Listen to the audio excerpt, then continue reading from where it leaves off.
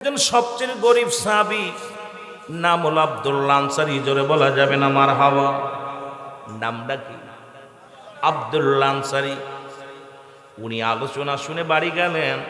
বিবি ডাকতে বলে, প্রাণের স্বামী গো, প্রাণের স্বামী, আমার নবীজি কি ওয়াজ করছে বলেন। আপনারা আজকে আলোচনা শুনতে আসছেন।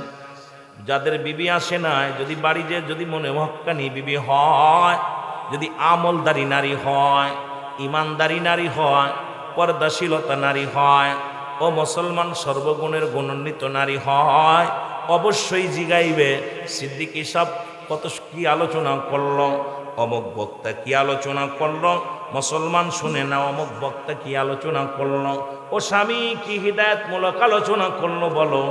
আর যদি মুসলমান হক্কানি মহিলা না হয়, যদি ওই নারী যদি দিনদার না হয়, জীবনেও জিগাইতো না। গেলে কয় তাবারও কানছো কি না, গেলে কইব কি আনছো, বাজারে কি কোনো বাজারে কিছু পাও নাই, ওই মেলায় কি কোনো বাদামও আসে নাই, খালি হাতে আইলা। কিন্তু ইমানদার নারী যিনি, জীবনেও এটা বলতো না। বলবে স্বামীরে কি আমল কি ওয়াজ করছে আপনি একটু বলে দেন। ও যুবক বন্ধুরা, দিলটা গরম করে একটু কথাগুলো শোনো। আব্দুল্লাহ আনসারীর বিবি ডাকতে বলে, স্বামী এত রাত হয়ে গেল, কোথায় ছিলেন? কয় আমি নবীর দরবারে ছিলাম। কয় আমার নবীজি কি ওয়াজ করছে একটু বলেন, আপনি একটু বলেন। বলে, বিবি রে, আমার নবী আজকে ওয়াজ করছে যে ব্যক্তি 5 ওয়াক্ত সালাত, 5 ওয়াক্ত নামাজ জামাতের সঙ্গে সময় মতো কেউ মতো আদায় করতে পারবে, নবী ওয়াদা করেছে তাকে হাত ধরে জান্নাতে নিবে। জোরে বলেন মারহাবা। মদিনা যাইতে পারলাম না, মদিনা দেখতে পারলাম না, বলো মদিনা যাইতে পারলাম না, মদিনা দেখতে পারলাম না। আমার সাথে পড়েন, মদিনা যাইতে পারলাম না, মদিনা দেখতে পারলাম না। আমি অসহায় তাই এত দূরের, আমি অসহায় তাই এত দূরের, শুধুই সালাম জানাই, বলো শুধুই সালাম জানাই, মদিনা যাইতে পারলাম না, মদিনা দেখতে পারলাম না, বলো মদিনা যাইতে পারলাম না, মদিনা। মদিনার নাম কত মধু,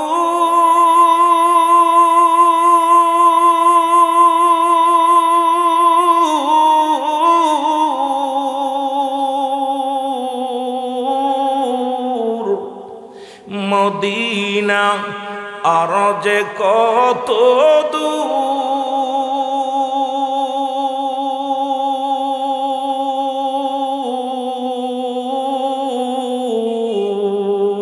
ওই মদিনার পথের দুলি, ওই মদিনার পথের দুলি মাখতে পারলাম না, মদিনা যাইতে পারলাম না, মদিনা। মদিনার পাগলেরা জোরে জোরে বলেন, মদিনা যাইতে পারলাম না, মদিনা। ভাই একটু আওয়াজ করলেন, ওয়াজ করে শোনেন, একটু জোরে জোরে, একটু নবীর শানে গান না, গুনাহ হয়তো নি, গুনাহ হয়তো। মহব্বতে বলেন, মদিনা যাইতে পারলাম না, মদিনা দেখতে পারলাম না। আমি অসহায় তাই এত দূরের, বলো অসহায় তাই এত দূরের, দূর থেকে সালাম জানাই, বলো দূর থেকে সালাম জানাই। মদিনা যাইতে পারলাম না, মদিনা দেখতে পারলাম না, মদিনা যাইতে পারলাম না, মদিনা। মদিনার নাম কত সুন্দর,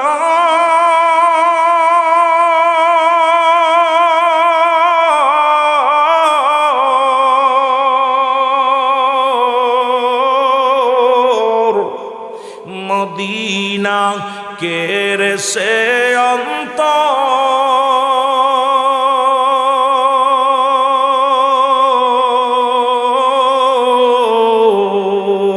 মদিনার নাম কত সুন্দর,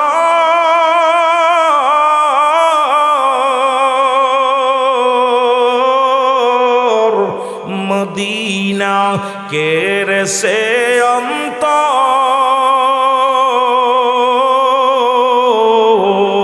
এই গরিব দুঃখীর সালাম খানি, গরিব দুঃখীর সালাম খানি পৌঁছাই দিও মদিনায়, বলো পৌঁছাই দিও মদিনায়। মদিনা যাইতে পারলাম না, মদিনা। আয় হায়, মদিনার যদি ভালোবাসেন একটু আওয়াজ দিয়ে বলেন, মদিনা যাইতে পার দেখতে পারলাম না। আমি অসহায় তাই এত দূরে রই, বলো অসহায় তাই এত দূরে রই, দূর থেকে সালাম জানাই, বলো দূর থেকে সালাম জানাই। মদিনা যাইতে পারলাম না, মদিনা। এ দুনিয়ার মুসলমান,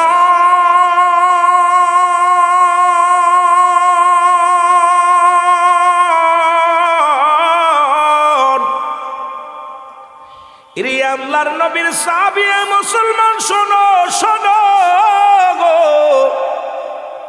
আব্দুল্লাহ আনসারী ডাক দে, কো বিবি আমার নবী, যদি কোনো ব্যক্তি 5 ওয়াক্ত সালাত, কোনো ব্যক্তি 5 ওয়াক্ত নামাজ সময় মতো আদায় করতে পারে, রাসূলুল্লাহ তার হাত ধরে জান্নাতে নিয়ে যাবে।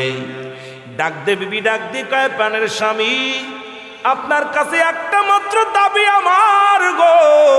কেমন বিবি, কেমন স্বামী? ও নবীর পাগলেরা শোনো, ও আমার আল্লাহর বান্দা বান্দিরা শুনে নাও। ডাক দে কয়, স্বামী রে, জীবনে আপনার কাছে কিচ্ছু চাই না, দামি কাপড় চাই না, দামি পোশাক চাই না, খাবার চাই না রে আমার স্বামী, একটু সুযোগ আমারে করে দিবেন, আমিও যেন সময় মতো সালাত আদায় করতে পারি। আপনি যাবেন রাসূলুল্লাহর সঙ্গে জান্নাতে, আমিও যেন আপনার সঙ্গে আমার নবীর সাথে জান্নাতে যেতে পারি গো। ও যুবকেরা শুনে নাও, বলে স্বামী রে, আপনি আমাকে একটু সুযোগ করে দিবেন, আমিও যেন নামাজটা আদায় করতে পারি, সালাতটা আদায় করতে পারি। এ মুসলমান, নবীর পিছে সাহাবী প্রতিনিয়ত সালাত আদায় করেন। রাসূলুল্লাহ দেখে সাহাবী প্রতিদিন আপনাদের ইমাম সাহেব হুজুর যিনি ইমামতি করেন নিয়মিত মুসল্লিদের চেনে। মুসলমান শোনো, দুদিন যদি অ্যাবসেন্ট হয়, ইমাম সাহেব জিগাইব অমুক মুসল্লি কই গেছে, মুয়াজ্জিমকে জিগাইব, মুয়াজ্জিম ভাই অমুক মুসল্লির তো একটা সপ্তাহ দেখি না, আর এক মুসল্লির জিগাইবে, ভাই অমুক মুসল্লির তো দেখি না। নবীজি জিগায়, আমার সাহাবীরা রে, রাসূলুল্লাহ বলতেছেন আমার সাহাবীরা রে, আমার আব্দুল্লাহ আনসারী শুনে নাও, শুনে নাও।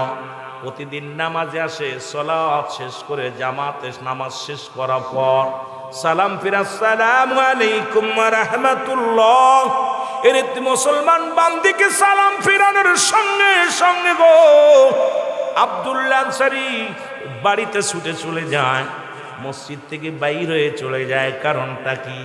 বলে ইয়া রাসূলুল্লাহ, ইয়া হাবিবাল্লাহ, আপনার সাহাবী হয়তো দুনিয়ার কোনো ঝামেলায় পড়ে গেছে, দুনিয়ার কোনো প্রেমে পড়ে গেছে। নবী কয় না না, আমি নিজেই যাব। এমনি আর নবী বলেন না হায়াতি খায়রুল লাকুম। নবী কয় আমার উম্মতিরা রে, আমি নবী দুনিয়ার মধ্যে আসলাম আমার উম্মতের জন্য গো। ও আলেম উলামা, নবী কি বলে শোনো। নবী কয় হায়াতি খায়রুল লাকুম, আমার হায়াতের জিন্দেগিটা আমার উম্মতের জন্য কল্যাণ স্বরূপ। কারণ উম্মতের সঙ্গে চলাফেরা করলাম, উম্মতের সঙ্গে কথাবার্তা বললাম, উম্মতের সঙ্গে যেমনি ঘর সংসার করে এমনি আমি করলাম। ও মুসলমান, ও ফাতি খায়রুল লাকুম, আমি নবীজি ইন্তেকাল করলাম, এটা উম্মতের জন্য কল্যাণ স্বরূপ। ও মায়াতি খায়রুল লাকুম, ওলামা ইকরাম যারা সো নবী ডাক দে কয় উম্মতিরা গো, রে আমি নবী দুনিয়া থেকে বিদায় নিলাম, শোনো গো, এটা আমার উম্মতের কল্যাণের জন্য। ভালো করে কান দিয়া শোনো, নবীর হাদিস কি বলে। নবী আমার উম্মতিরা রে, এই দুনিয়া থেকে বিদায় তো আমার উম্মতের জন্য। পৃথিবীর মধ্যে কোনো উম্মত যদি ভালো কর্ম করে, সঙ্গে সঙ্গে আমি নবী আল্লাহর দরবারে প্রশংসা করি, আমার আল্লাহ অমুক গ্রামে অমুক ব্যক্তি মুসলমান শহীদুল ইসলাম সাহেব একটা ভালো মানুষ, সালাত আদায় করছে, ভালো কর্ম করেছে, প্রশংসায় লিপ্ত হয়ে যায় রব্বে কারিমের দরবারে আমার আল্লাহ। আবার যদি কোনো উম্মত গুনাহের কাজ করে গো, নবী কয় সঙ্গে সঙ্গে আমি বলি আল্লাহ ওই শহীদুল ইসলাম সাহেব অন্যায় করেছে, তুমি তারে মাফ করে দাও, আমি অমুকের তরফ থেকে তওবা করলাম, ইস্তেগফার করলাম। এখন কইবেন হুজুর দলিল কি? নবী কয় ও মায়াতি খায়রুল লাকুম ও ফাতি খায়রুল লাকুম, নবী কয় আমার উম্মতিরা গো,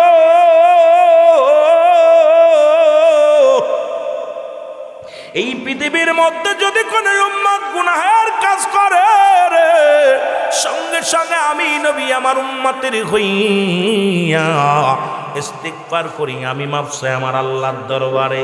এমন নবী কয়জন পাবে রে মুসলমান? শুনে নাও, যিনি উম্মতের কান্ডারি, রাহমাতাল লিল আলামিন। জোরে বলেন মারহাবা।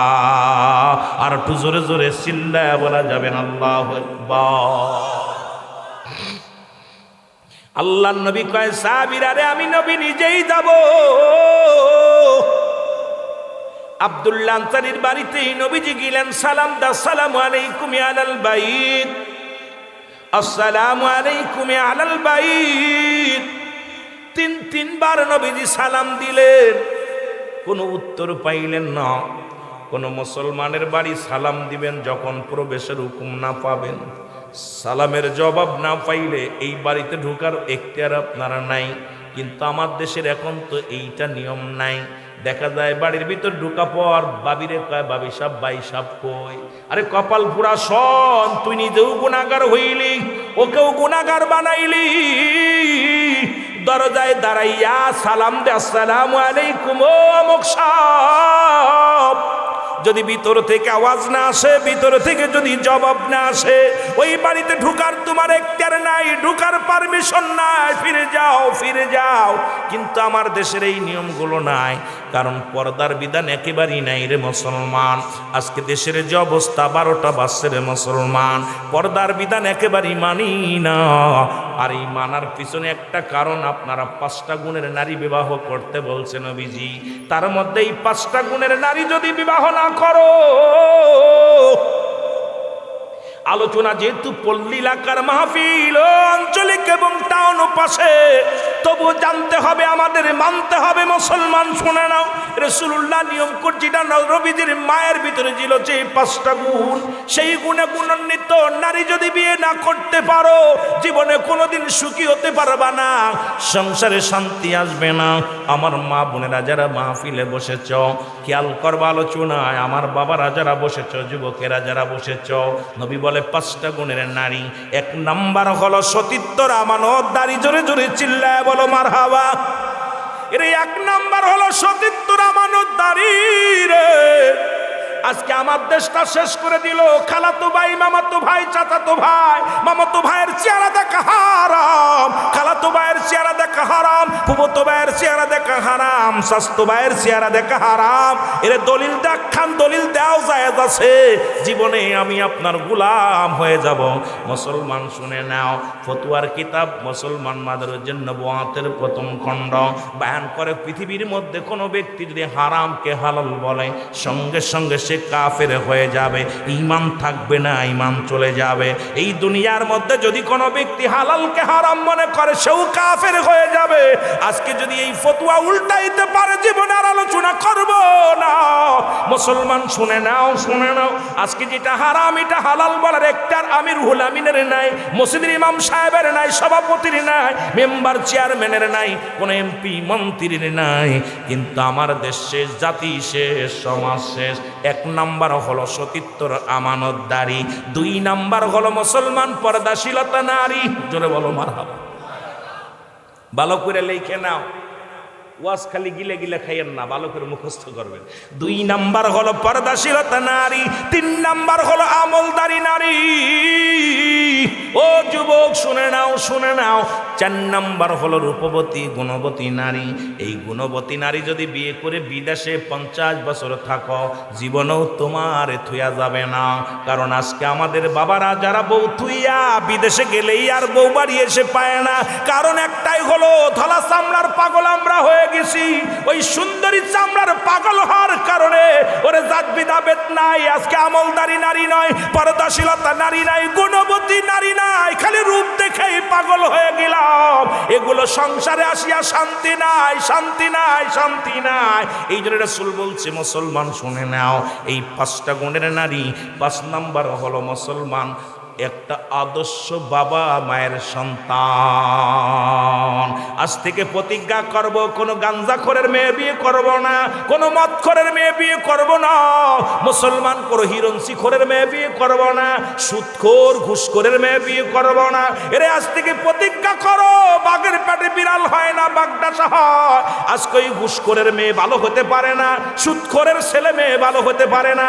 সুদখোর, ঘুষখোর, মদখোর, গাঁজাখোর, এদের ছেলে মেয়ে কোনোদিন ভালো হতে পারে না, এদের সঙ্গে আত্মীয়তা করা যাবে না। এই প্রতিজ্ঞা করো, যদি বাঁচতে চাও আজ থেকে প্রতিজ্ঞা করে নাও।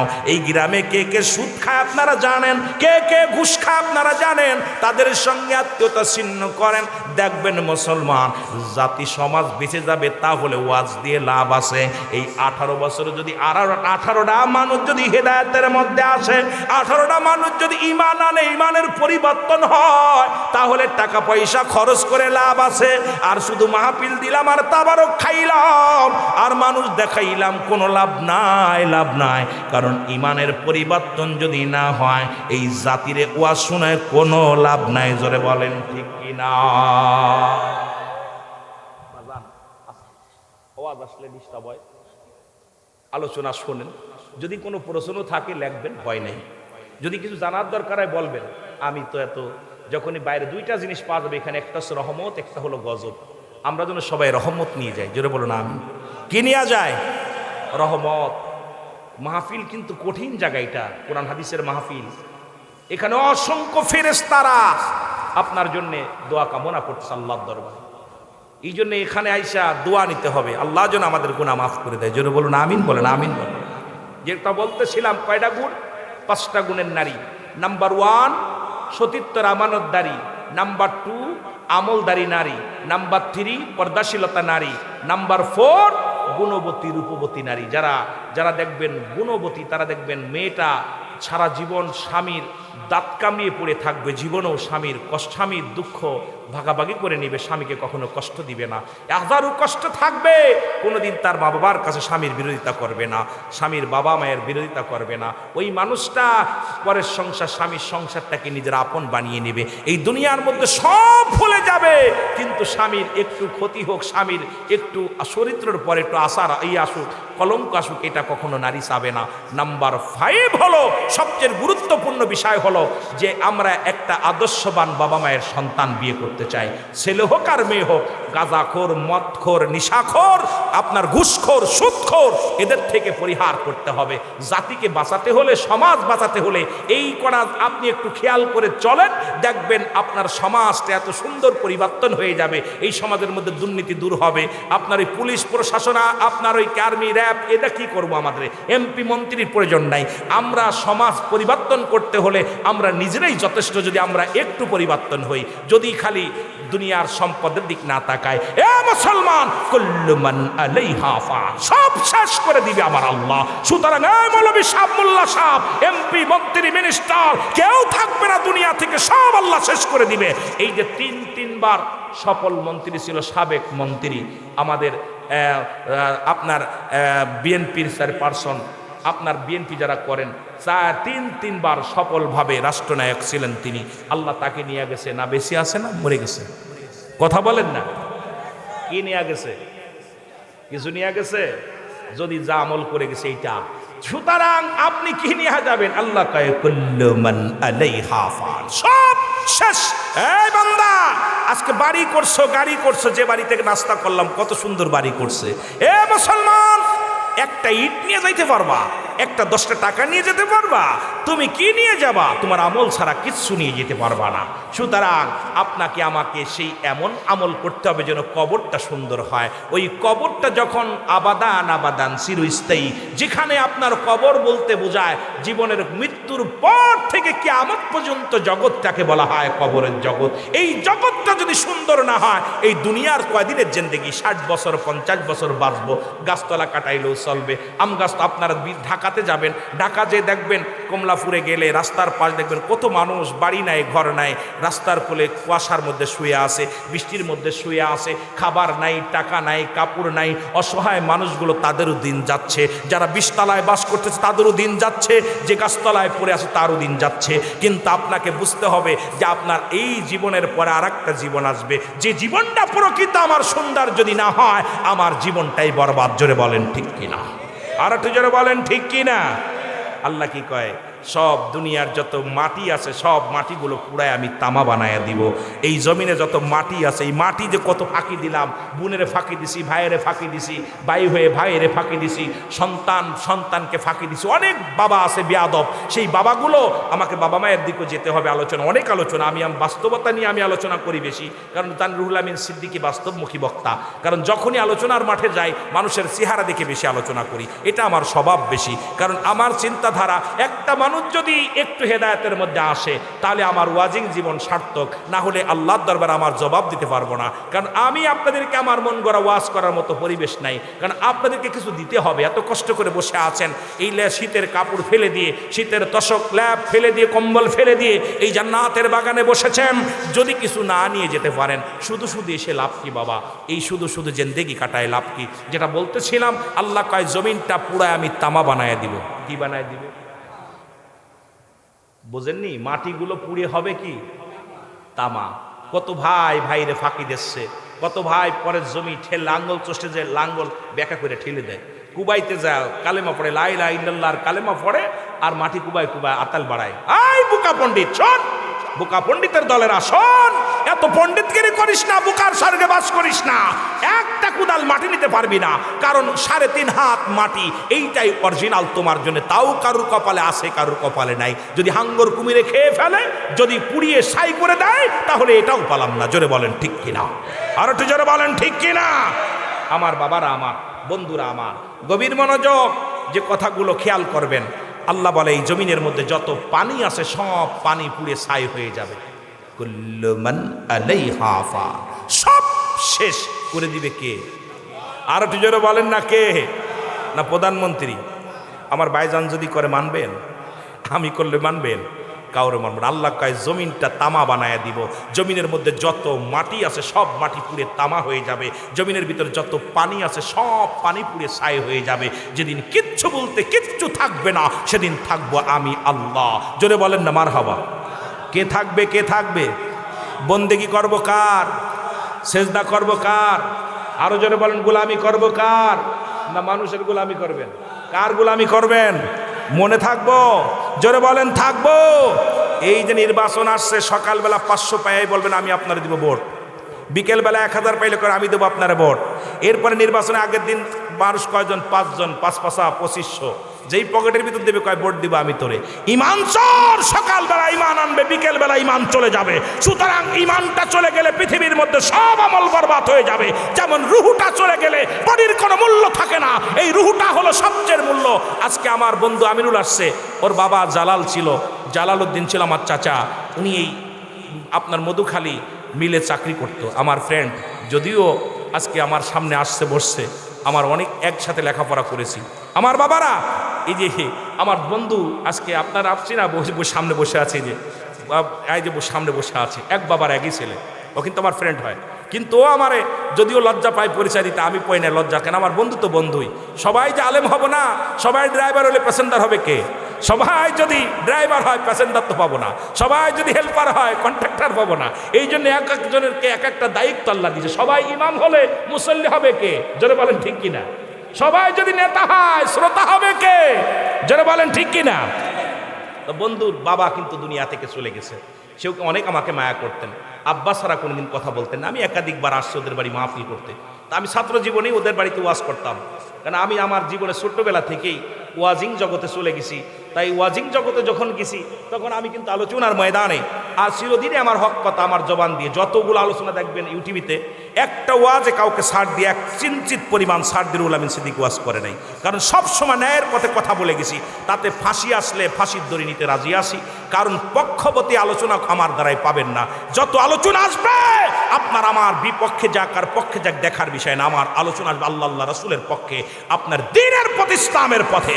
কারণ আমার দ্বারাই কারো দালালি করা সম্ভব নয়, করিও নাই, আল্লাহ যেন না করায়। জোরে বলেন মারহাবা, আর একটু জোরে বলেন মারহাবা। যারা বলতেছিলাম যে ব্যক্তির জীবনে অমূল্য সম্পদের নাম রুহু, আমার বাজান বসে আছে, এখন রুহুটা চলে গেছে, এই বডির আর দাম নাই। একই মাইক ইমাম সাহেব বলবে, নামটা কি আব্বাজান? মারহাবা, আমাদের সভাপতি মারহাবা, আমাদের শহীদুল ইসলাম ভাই। যদি সকালবেলা মাইক আঁকবে, অমুক ব্যক্তি রাত 10টায় ইন্তেকাল করছে, কে? শহীদুজ্জামান, শহীদুল ইসলাম সাহেব ইন্তেকাল করছে, ওই মাইকেই বলবে মরহুমের জানাজার নামাজ আজ সকাল 10টায় অনুষ্ঠিত হবে। আরে কত বড় নিষ্ঠুর পৃথিবী! নামটা বলবে না, শহীদুল ইসলাম নামটা খালি একবার বলবে যে শহীদুল ইসলাম ইন্তেকাল করেছে, এরপরেই বলবে মরহুমের জানাজার নামাজ। কি বাজান, কি বলবে? মরহুমের জানা। এই মানুষগুলোর আপনি ভালোবাসেন, যে মানুষটা আপনার নামটা পর্যন্ত নিয়ে বন্ধ করে দিবে, মায়েতের লাশ নিয়ে আসেন, তাড়াতাড়ি নিয়ে আসেন, বলবে না শহীদুল ইসলামের লাশটা নিয়ে আসেন। ইমাম সাহেব কইব তাড়াতাড়ি নিয়ে আসেন লাশটা, ইমাম সাহেব বলবো, মোল্লা সাহেব বলবো, মাতবার সাহেব বলবো, ভাই তাড়াতাড়ি লাশটা নিয়ে আসেন, জানাজা পড়াই দিই, তাড়াতাড়ি আসেন, সবাই আসেন, সবাই বাড়ি করবে। কেউ বলবে না শহীদুল ইসলামের জানাজা পড়ে আসলাম, কবে মায়েতের লাশটা জানাজা পড়ে আসলাম। আহারে, এই পৃথিবীর মানুষের জন্য এত কিছু করতেছি আমি, ঘুষ, সুদ, জিনা, ব্যভিচার, অন্যায়, জুলুম আমি আপনি করতেছি, কিন্তু একবার কি চিন্তা করছেন যে আপনি মরার পরে আপনার নামটা পর্যন্ত নেবে না, আপনি হয়ে যাবেন মরহুমা আর মরহুম। জোরে বলেন ঠিক, আরো জোরে বলেন ঠিক কিনা? আহারে জীবন, আহারে জীবন, কি নিষ্ঠুর পৃথিবী! বলার সঙ্গে সঙ্গে রুহুল আমিন সিদ্দিক ইন্তেকাল করছে, রুহুল আমিনের লাশ আগামীকাল সকাল 10টায় অনুষ্ঠিত, তাই বলবো? নাম থাকবে, লাশটার নাম কি হয়ে যাবে? মরহুম। আহা, যদি আপনাদের এলাকায় কি বলে জানি না, তবে সারা পৃথিবীতে একই অবস্থা, ঠিক কি না? বলবে মরহুমের জানাজার নামাজ আগামীকাল সকাল 10টায় অনুষ্ঠিত হবে। এই তো আপনার আমার জিন্দেগি। তারপরে যদি এই মানুষটা না বোঝে, রে কেমনে বুঝাইবেন আপনি? আমি বুঝি না, আমার বুঝাইবেন কেমনে? এই জন্য ব্যক্তির জীবনের অমূল্য সম্পদের নাম হলো রুহু, আর মানব জীবনের অমূল্য সম্পদের নাম হলো ঈমান। রুহুবিহীন যেমন বডির মূল্য নাই, ঈমানবিহীন কোনো আমলের মূল্য নাই। আপনার ঈমান নাই, সব বরবাদ। ঈমান যদি না থাকে, ওযু যদি না থাকে, তো সিজদা দিলে কুফরি হয়ে যাবে, ঠিক কি না? ওযু ছাড়া নামাজ হইব? কথা বলেন, হইব? এখন ওযু ছাড়া তো যেমন নামাজ পড়লে কুফরি হয়ে যাইব। মুসলমান তদ্রুপ ইমানবিহীন সব আমলগুলো বরবাদ হয়ে যাবে। এই জন্য আমি আপনাদেরকে বারবার অনুরোধ করব, ইমান হলো ব্যক্তির জীবনের অমূল্য সম্পদ, মানব জীবনের অমূল্য সম্পদ।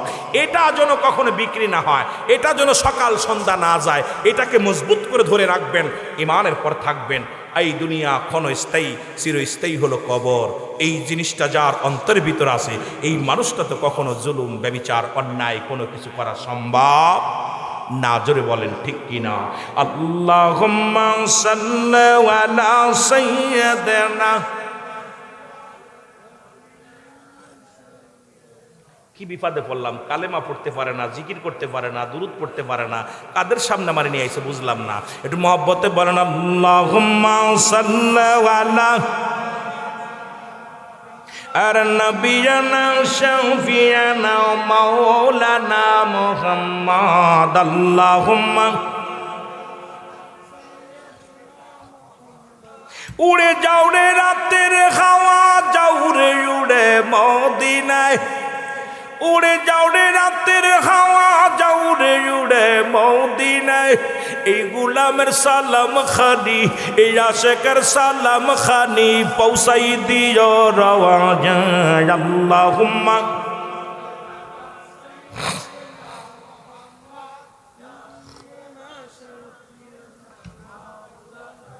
আকাশ কান্দে, বাতাস কান্দে, কান্দে বিবি ফাতিমা। আকাশ কান্দে, বাতাস কান্দে, কান্দে বিবি ফাতিমা। জমিন আসমান কান্দে, জমিন আসমান কান্দে, কান্দে সোনার মদিনা। আল্লাহুম্মা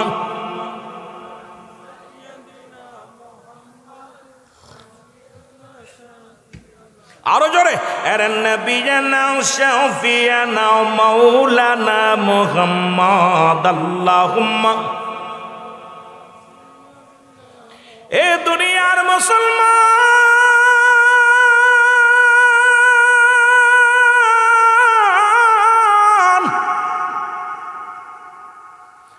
নবীজি বলেন, নবীজি সালামের জবাব না পায় রে ফিরে চলে আসেন। মনে আছে কি বাবা? রাসূলুল্লাহ ফিরে চলে আসলেন, পিছন থেকে সালাম দাও, ওয়ালাইকুম আসসালাম ইয়া রাসূলুল্লাহ, ওয়ালাইকুম আসসালাম ইয়া হাবিবাল্লাহ, ওয়ালাইকুম আসসালাম ইয়া রাহমাতাল লিল আলামিন। নবী বলে, আনসারী রে, তুমি তিনবার সালামের জবাব দিলা, তার মানে আর বুঝতে বাকি নাই, তুমি সালাম শুনেছিলে, তুমি উত্তর দাও নাই। আনসারী বলে, ইয়া রাসূলুল্লাহ ইয়া হাবিবাল্লাহ, কেন জবাব দিই নাই আমি কেমনে আপনার বলবো? যদি একটু দয়া করে আমার বাড়িতে যাইতেন নবী গো, আমি বলতে পারতাম, কেন উত্তর দিই নাই? নবী বলে, চলো। এমনি আর নবীকে সর্বে গুণের গুণান্বিত করেন নাই। নবীজিকে বায়ানাত, উত্তম ব্যবহার, উত্তম আখলাক, উত্তম চরিত্র দিছে আমার আল্লাহ। আমার নবীজি রওনা হয়ে গেলেন। জয়া যখন রওনা দিয়ে চলে গেলেন আনসারীর বাড়িতে, আনসারী দরজা খুলে দিছে। দরজা খুলে দেওয়ার সঙ্গে সঙ্গে ভিতরে দেখতে পাইলেন আনসারী বিশাল বড় একটা গর্ত খোঁড়া।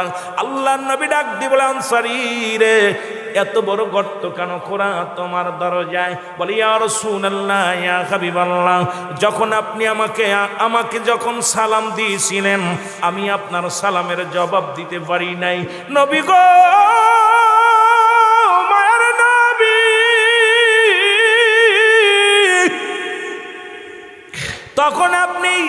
যখন আপনি আমাকে সালাম দিয়েছিলেন নবী গো, তখন আমি উলঙ্গ অবস্থায় গর্তের মধ্যে বসেছিলাম। নবী কয়, আনসারী রে, তুমি কি শোনাইলা? বলে, ইয়া রাসূলুল্লাহ ইয়া হাবিবাল্লাহ, নবী গো, স্বামী স্ত্রী মিলে মাত্র একটা পোশাক, স্বামী স্ত্রী মিলে একটা পোশাক। নবী গো, যখন মসজিদে আজান দিয়ে দেয় মুয়াজ্জিন সাহেব, ও নবী, আমার স্ত্রী উলঙ্গ হইয়া গর্তের মধ্যে বয়া থাকে, এই কাপড়টা পরিধান করে আমি চলে যাই জামাতে নামাজটা আদায় করে আসি গো নবী। আবার এক দড়ি যখন নামাজ শেষ করে বাড়িতে আসি নবী গো, আমি গর্তের মধ্যে ঢুকে কাপড়টা খুলে আমার বিবিরে দিই। যখন আপনি আমার সালাম দিয়েছিলেন আমার বিবি তখন নামাজের মধ্যে ছিল, আর আমি উলঙ্গ অবস্থায় গর্তের মধ্যে বসেছিলাম নবী গো। এই কারণে আপনার সালামের জবাব আমি দিতে পারি না। নবী বলে, আনসারীকে তুমি কি শুনাইলা?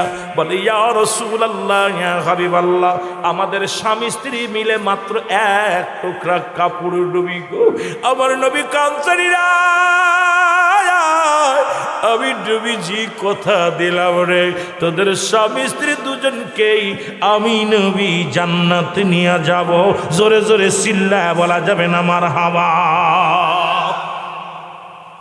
এখন যদি বলি এ মুসলমান, এই সরমইশাপুর জমিনের মধ্যে এমন কোন গরিব আছে রে যে ভিক্ষা করে খায়, যার গাছতলা বাড়ি, তার 2-4টে টুকরা কাপড় আছে? যদি নামাজের হিসাবটা রব্বে কারিম ধরে, এক ওয়াক্ত নামাজ কাজা গেলে মুসলমান আসে হুতবা পরিমাণ জাহান্নাম, যার এক হুতবা পরিমাণ হলো 2,88,00,000 বছর জাহান্নাম। আপনার আমার জীবন থেকে কত নামাজ ছুটে গেল রে! এই নামাজের হিসাবটা যদি রব্বে কারিম ধরে রে, আপনার আমার বাঁচার মতো কোনো পথ নাই, কোনো বাঁচার মতো কোনো উপায় নাই। ও যুবক, একটা টুকরা কাপড়ে যদি স্বামী স্ত্রী নামাজ আদায় করতে পারে, আপনার এত কাপড় থাকতে তারপরও আপনি নামাজে আসেন না, আমার রব্বি কারিমের কাছে কি জবাব দিবেন? আমার নবীর সামনে কেমনে আপনি মুখ দেখাবেন? আমি আপনাদেরকে বলে যাই, এখন নামাজটা ও মুসলমান লাগবে কি লাগবে না? বড় আশ্চর্য হয়ে গেলাম, এই 18 বছর মাহফিল করতেছেন, এই গ্রামে কি এত গরিব আছে যার একটা কাপড় আছে? জোরে বলেন না, আছে? প্রত্যেকেরই 2-4টা করে কাপড় আছে। জোরে বলেন, আছে কি না? আছে না আব্বা? আছে। এখন এই নামাজের হিসাবটা যদি আল্লাহ পাক ধরে, আপনি কেমনে পার পাবেন? আমার আপনার তো পার পাওয়া সম্ভব না। আমার বড় ভয় করে যে আল্লাহ রাব্বুল আলামিন যদি একটু কঠোর হয়, যদি একটু কঠোর হয় বান্দার উপরে, যদি সহানুভূতি না করে, যদি একটু দয়া না করে। আল্লাহ হলো সহায়, আমরা অসহায়। আল্লাহ হলো সবল, আমরা দুর্বল। এই দুর্বল মানুষগুলো রব্বে কারিম যদি একটু সহায় আমার আপনার উপরে না হয়, আপনার আমার কোনো বাসা কখনো সম্ভব না। জোরে বলেন ঠিক কি না? সম্ভব? জোরে বলেন সম্ভব। তাহলে নামাজের প্রতি এত গুরুত্ব আমার রাসূলুল্লাহ দিয়েছেন, কারণ নবীর কাছে 1 নাম্বার প্রিয় ছিল নামাজ। জোরে বলেন না মারহাবা। রাসূলুল্লাহর কাছে 1 নাম্বার প্রিয় ছিল কি? আরো জোরে বলেন না, নামাজ। এখন আপনি যদি নবীর উম্মাত বলে দাবি করেন, তাহলে কি আপনার নামাজকে আদায় করা লাগবে? এখন যদি আপনি নবীরে ভালো না বাসেন, আল্লাহর গোলাম হিসেবে যদি স্বীকৃতি না দেন যে আমি আল্লাহর গোলাম না, আমি নবীর উম্মাত না, আপনি যা করবেন করেন, আমার দরকার নাই। কিন্তু আল্লাহর নবীর উম্মাত হিসেবে যদি দাবি করতে হয়, আল্লাহর গোলাম হিসেবে যদি আপনার দাবি করতে হয়, অবশ্যই সালাত আদায় করতে হবে। জোরে বলেন ঠিক কিনা? আওয়াজ মনে হয় জোর নেই, কষ্ট পান? জোরে পান, কষ্ট পান? রাসূলুল্লাহর কাছে 1 নাম্বার প্রিয় ছিল নামাজ। নামাজ, নামাজ, সালাত। সেই নামাজের গুরুত্ব আমাদের ভিতরে নাই। রাসূলুল্লাহ যে নামাজের প্রতি কত গুরুত্ব ছিল দেখেন। রাসূলুল্লাহ একবার অসুস্থ হয়ে গেলেন, অসুস্থ হয়ে গেছেন। নবীজি জামাতে খালি নামাজ নয়, জামাতের গুরুত্ব কেমন দিয়েছেন রাসূলুল্লাহ। আম্মা জান আয়েশা সিদ্দিকাকে ডাক দিয়ে বলতে, আয়েশা, তোমার আব্বাজানকে বলবা জামাতের ইমামতি করতে। জোরে বলেন না মারহাবা। আর একটু জোরে বলেন না। রাসূলুল্লাহ অসুস্থ, বেহুশ হয়ে গেছে। নবীজি কয়েকবার উঠলেন, উঠে বলে, আয়েশা, নামাজ হয়েছে নি? ইয়া রাসূলুল্লাহ, এখনো হয়নি।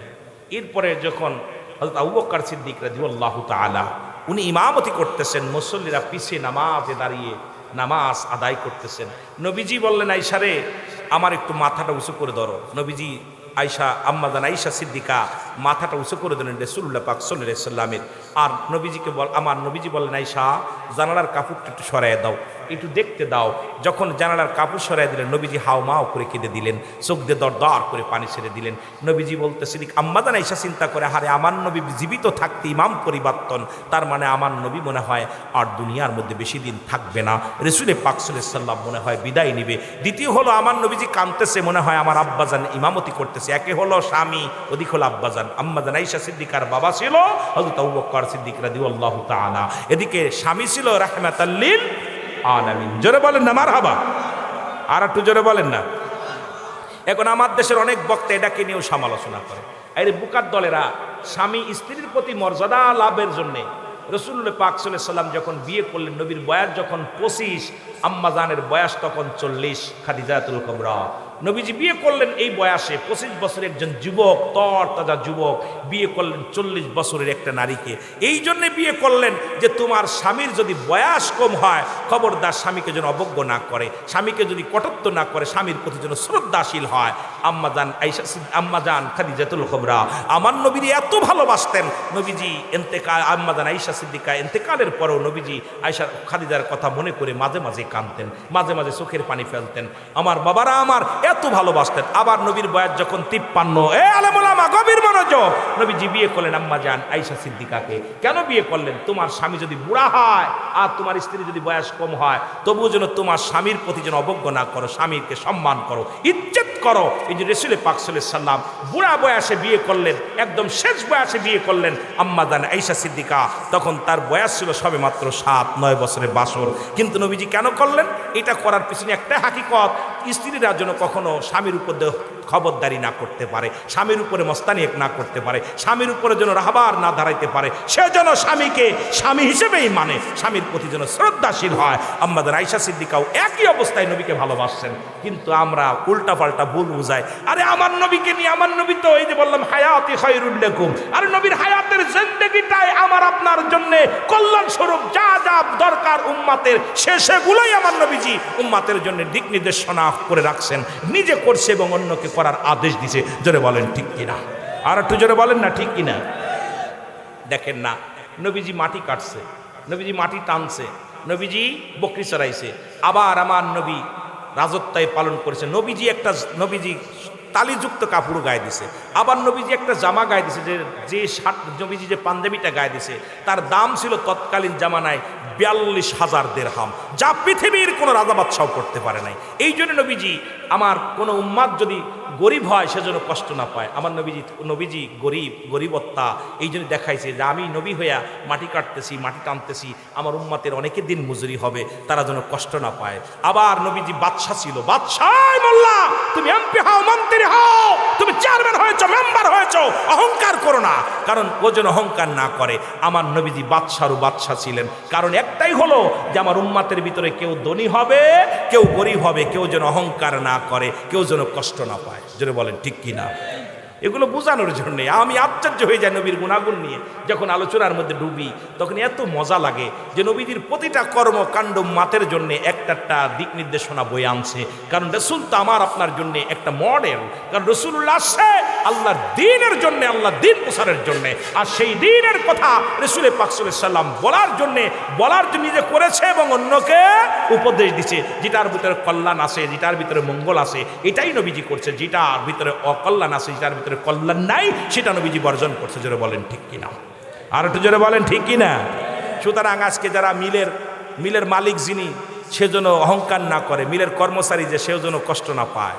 নবীজি তো দুইটা কর্মের ভিতরে ছিল, এই জন্য আপনি মসজিদের যিনি ঝাড়ুদার সে যেন কষ্ট না পায়, যে ইমাম সে যেন ভাবনা নেয়, এ মুসলমান এই বাড়ির মালিক যিনি সে যেন ভাবনা নেয়, এই বাড়ির কর্মচারী সে যেন কষ্ট না পায়। কারণ ও ভাই, আল্লাহ আমাকে এটা পাঠিয়েছে, আমার রসুল তো এই গুণে গুণান্বিত ছিল, এই জন্য আমাদেরকে এই গুণে গুণান্বিত হওয়ার দরকার আছে কি না? আরো জোরে বলেন আছে কি না? কষ্ট পাচ্ছেন? রাসূল পাক সাল্লাল্লাহু আলাইহি সাল্লাম দরদার করে চোখের পানিগুলো ছেড়ে দিলেন।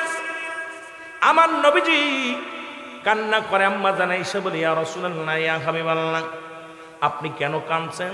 আপনার চোখে কেন পানি গো নবী? আমার নবী বলে, আয়েশা রে, আজকে আমার কষ্টের কান্না নয়, এই কান্নাটা হলো আমার আনন্দের কান্না। কারণ আমি নবী এই নামাজের জন্যে কত কষ্ট করলাম, এই জামাতের জন্যে কত কষ্ট করলাম।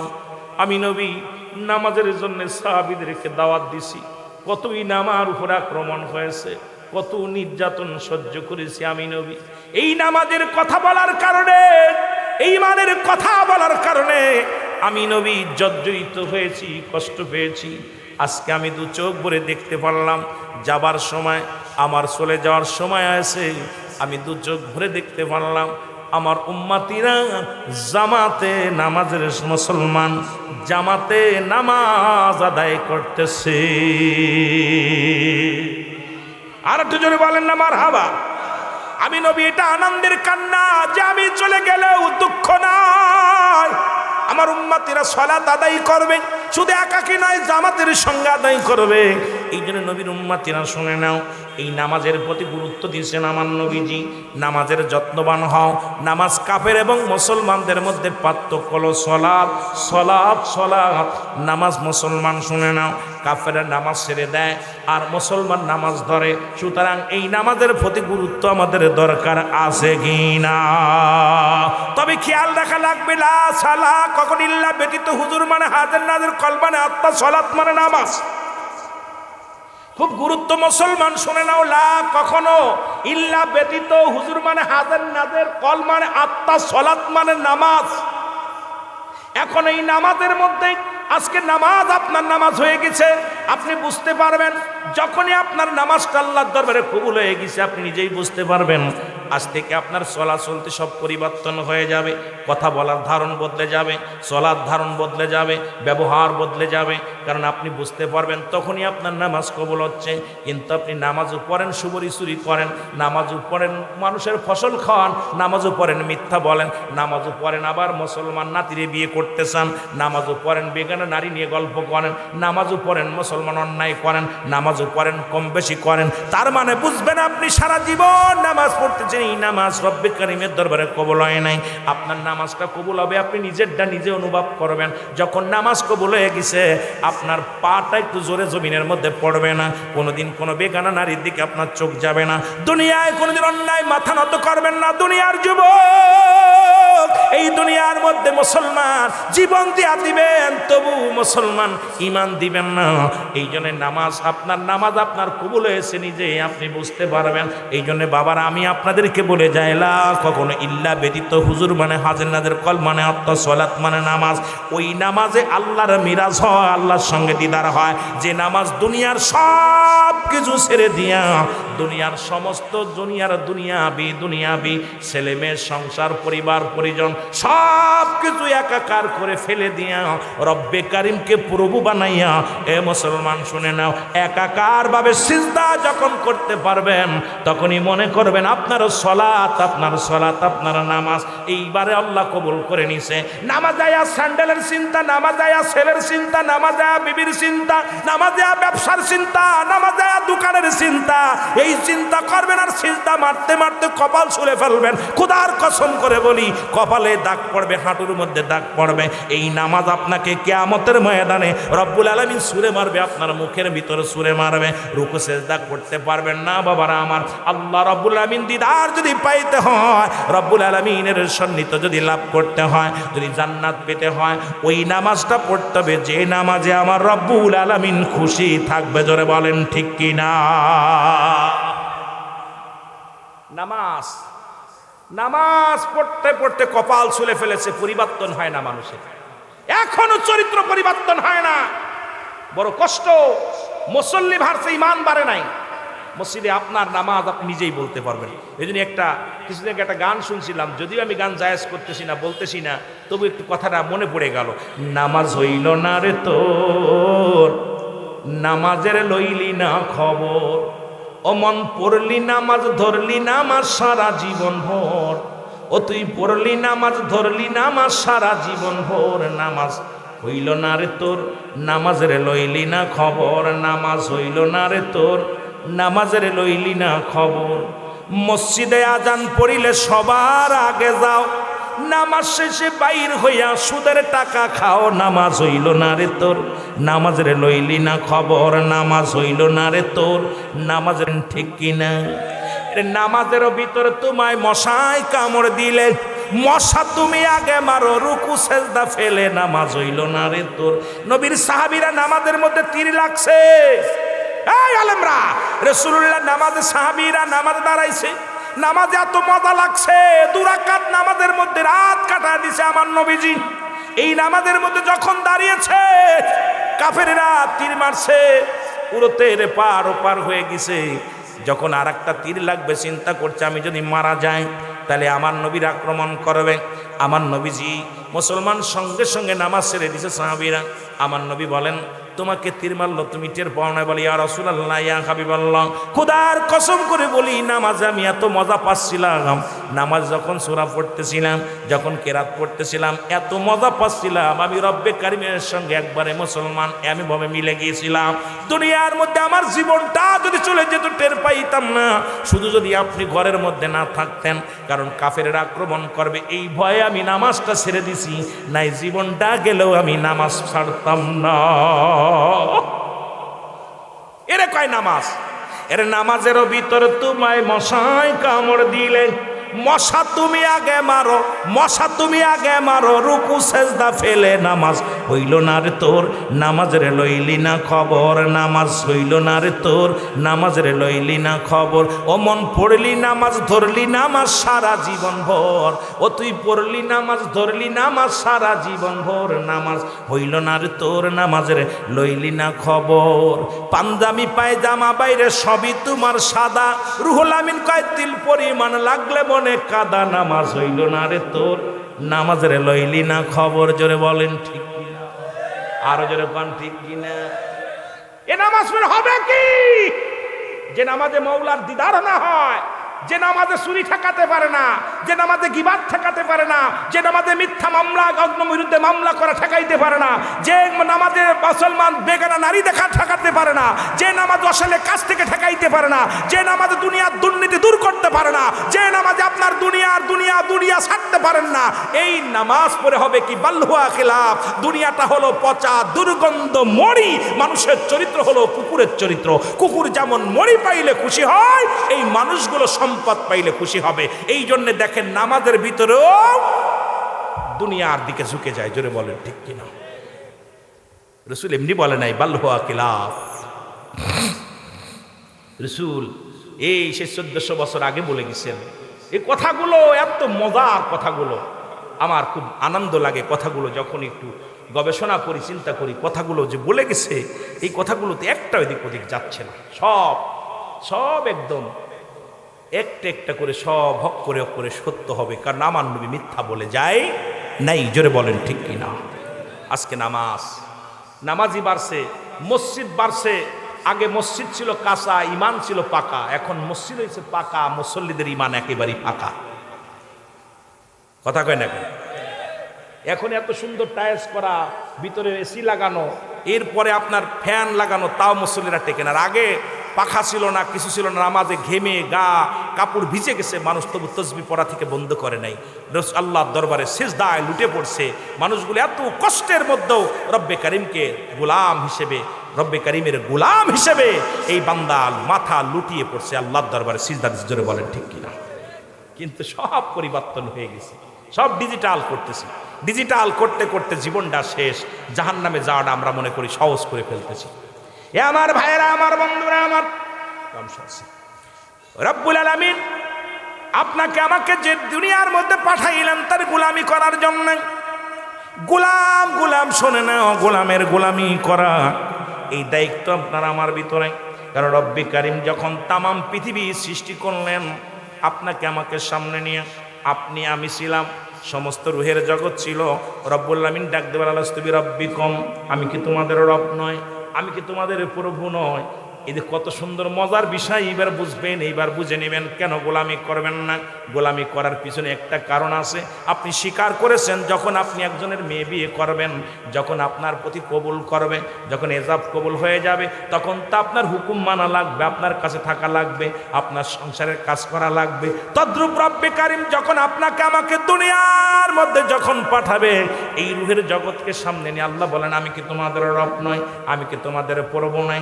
সবাই বলছিলাম ক্বালু বালা, স্বীকার করলাম আপনি আমাদের প্রভু, আপনি আমাদের রব, আপনি আমাদের মালিক। সুতরাং যেহেতু মালিক বলে স্বীকার করলাম, এখন মালিকের হুকুম না মানার কোনো কারণ নাই।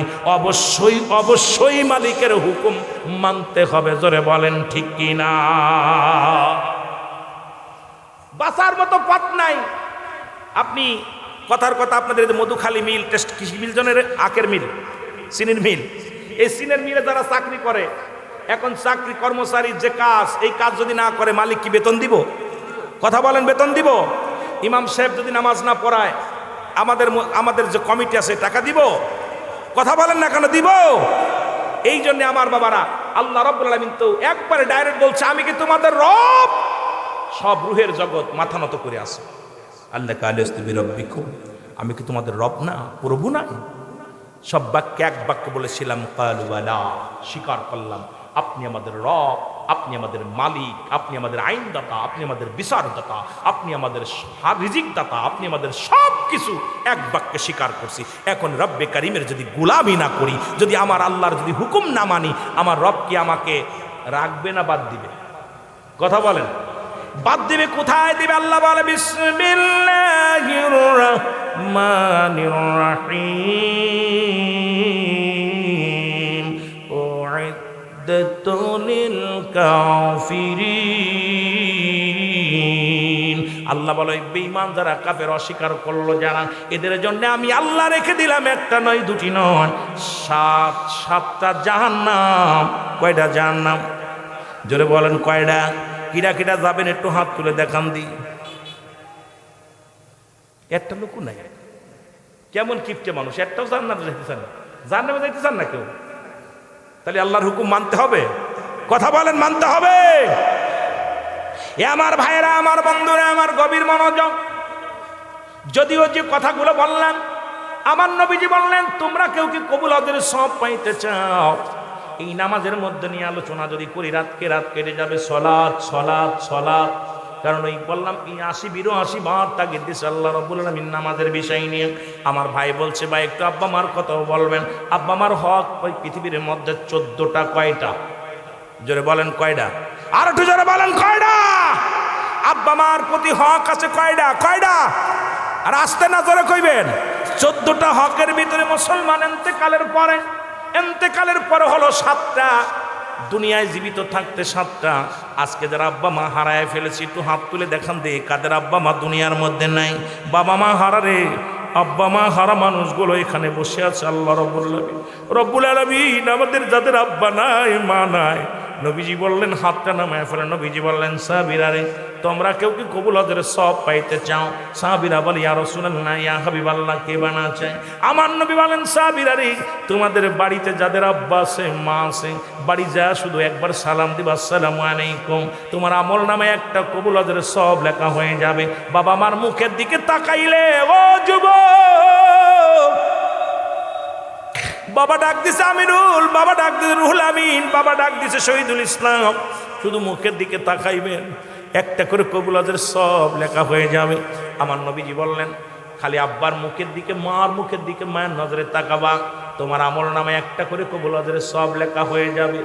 আমার নবীর সাহাবীরা বলে, ইয়া রাসূলুল্লাহ, ইয়া হাবিবাল্লাহ, এই কাজটা যদি একাধিকবার করি, আমার নবী বলেন, যতবার তোমরা করবা, ততটা আমল নামায় সব লেখা হবে। জোরে বলেন মারহাবা। ওরে আমি যদি যাই গো মারা, বলেন আমি যদি যাই গো মারা বিদেশের মাটিতে, লাশটায় আমার পৌঁছাই দিও মায়েরই কলেতে। বলো, লাশটায় আমার পৌঁছাই দিও মায়েরই কলেতে। বলো, আমি যদি যাই গো মারা, আমি যদি যাই গো মারা বিদেশের মাটিতে, লাশটায় আমার পৌঁছাই দিও মায়েরই কলেতে। লাশটায় আমার পৌঁছাই দিও মায়েরই কলেতে। গ্রামবাসী রে,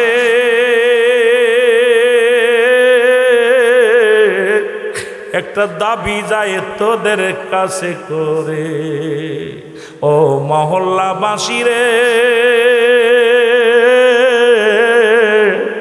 আমি বলি তোদের, জন্মের পরে যে কোলেতে রাখছে আমার মা,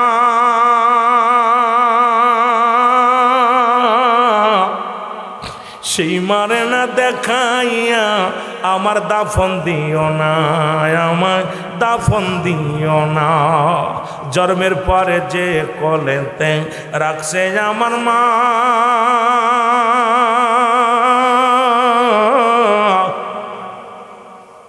সেই মানে না দেখাইয়া আমার দাফন দিও না। আমার মায়ের মুখটি দেখলে পারে, মায়ের মুখটি দেখলে পারে শান্তি পাবো কবরে, লাশটায় আমার পৌঁছাই দিও মায়েরই কলেতে, বলো লাশটায় আমার পৌঁছাই দিও। একটু সবাই চোখের পানি ছেড়ে ছেড়ে বলেন, লাশটায় আমার পৌঁছাই দিও মায়েরই কলেতে। ওরে আমি যদি যাই গো মারা, আমি যদি যাই গো মারা বিদেশের মাটিতে, লাশটায় আমার পৌঁছাই দিও মায়েরই কলেতে। ওরে লাশটায় আমার পৌঁছাই দিও মায়েরই কলেতে। এই জগতে মায়ের মতো নাই কেউ আপন,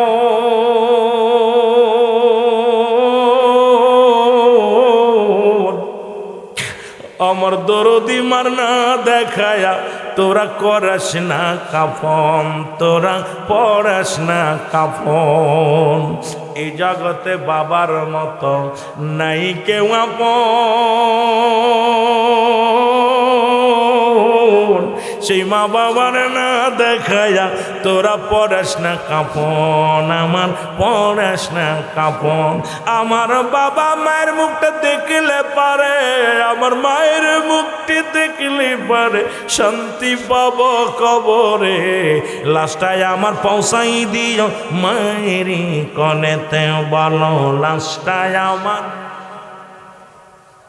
গ্রামবাসী রে, আমি দাবি করি তোমাদের কাছে, আমার মহল্লাবাসী রে,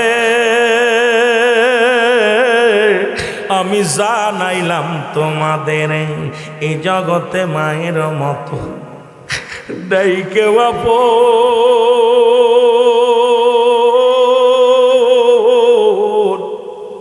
সেই মা বাবার না দেখায়া আমার দিশিনারে কাফন, আমার দিশিনারে দাফন। আমার মায়ের মুখটি দেখলে পারে, মায়ের মুখটি দেখলে পারে শান্তি পাবো কবরে, লাশটায় আমার পৌঁছাই দিও মায়েরই কলেতে, বলো লাশটায় আমার পৌঁছাই দিও। ওরে চাচি বলো, ফুফু বলো, মায়ের মতো নয়।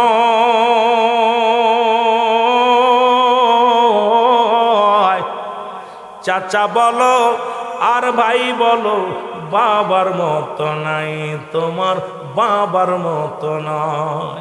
ওরে যতদিন মা থাকবে ধরায়, যতদিন বাবা থাকবে ধরায়, কাঁদবে সন্তানের আশায়, হস্ত তুলে করবে দোয়া, মাফ করো আল্লাহ তারে, মাফ করো আল্লাহ। জোরে জোরে চিল্লায় বলা যাবে না মারহাবা। এ দুনিয়ার মুসলমান,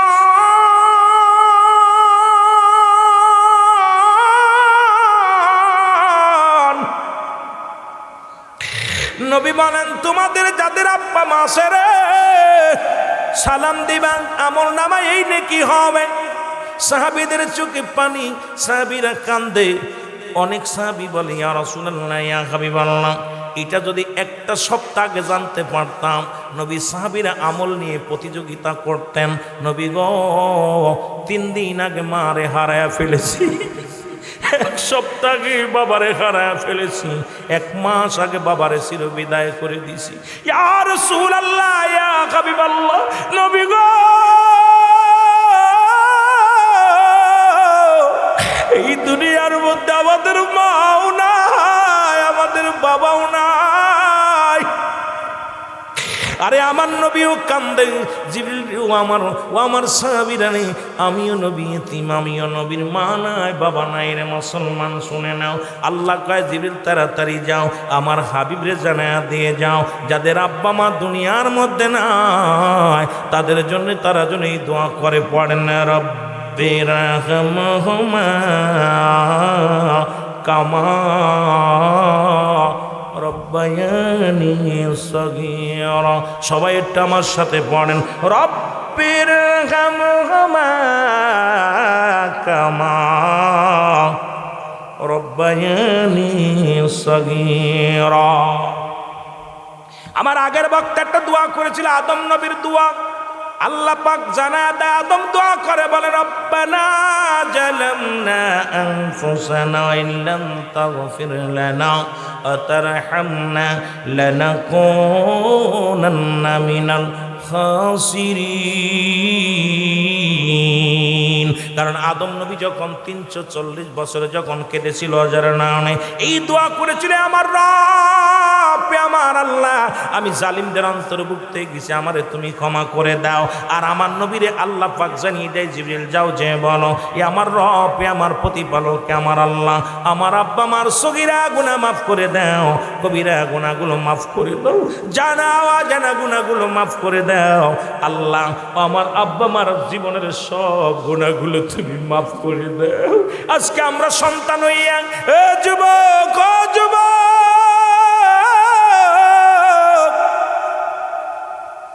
সেই আব্বা মারে বিদায় দিয়ে দিলাম। মৃত্যুর পরে বাবা মার প্রতি 7টা হক, মৃত্যুর আগে মোট 7টা হক, মোট 14টা হক।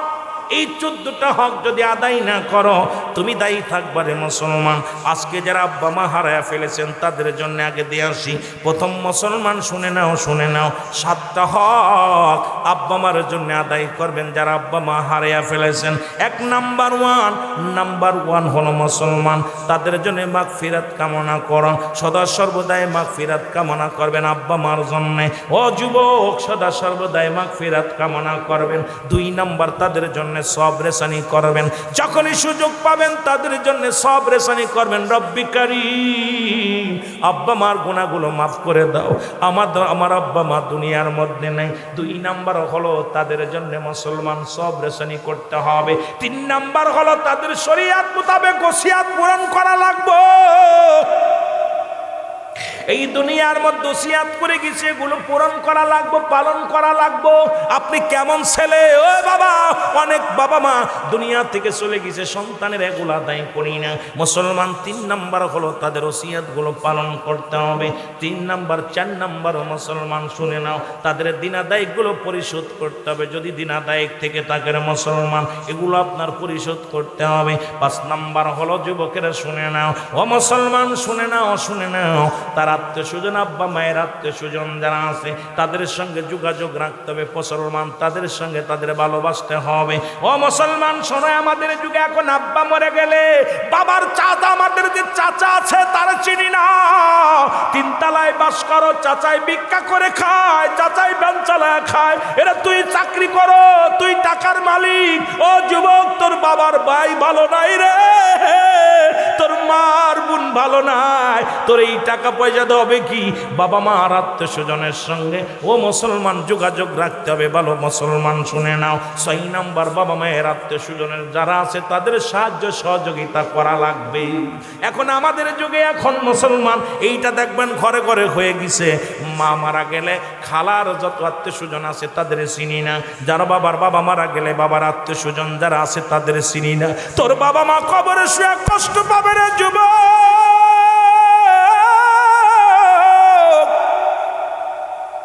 তোদের পায়ে ধরে বলে যায়, পায়ে ধরে বলে যায়, এই হকগুলো যদি আদায় না করো রে বাবা, কিয়ামতের ময়দানে তুমি ধরা পড়ে যাবে বাবা মার কাছে। 7 নাম্বার হলো আব্বা মার কবরটা সময় করে বেশি বেশি করে জিয়ারত করা লাগবে। এখন আমরা কে কে প্রতিদিন 5 ওয়াক্ত বাবা মার কবরটা জিয়ারত করি? একটু হাততে উঠায় বল, আব্বা মার কবরের পাশে কে কে যান? একটাও যায় না।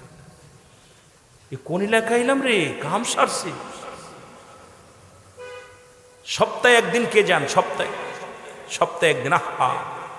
5 ওয়াক্ত নামাজের নামাজের পরে সময় পেলে বাবার কবরের পাশে দাঁড়াবেন, মার কবরের পাশে দাঁড়াবেন। 7 নাম্বার হকটা হলো পিতামাতার কবরটা বেশি বেশি করে জিয়ারত করা, সময় করে।